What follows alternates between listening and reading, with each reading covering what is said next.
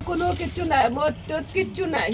এমনও কইছে আমি বলে মদ খাই, আমি মদ বিক্রি করি, মদ খাই রাস্তার থাকি, আমি স্কিন গায়ে দিয়ে বলে বারিন্দার ঘুমাই, কিন্তু আমার এই স্কিনের মধ্যে ঘুমানে আসলো পাগল।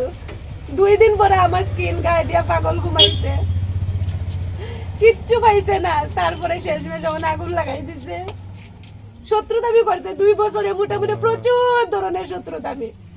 আমি বলে অনেক কিছু করে ফুলাইনটারে আকর্ষণ করে বলে দোকানদারি করি, এইরকমও কইছে, মাঝে মাঝে ভাবে আমার কইয়া গেছে। তারপরও কাপড় গায়ে আমি দোকানটারে ইয়ে করছি, কারোর কথা আমি পাত্তা দিছি না। আমি দোকানটারে 2টা বছর 2টা আমি চালাইয়া দিতাছি।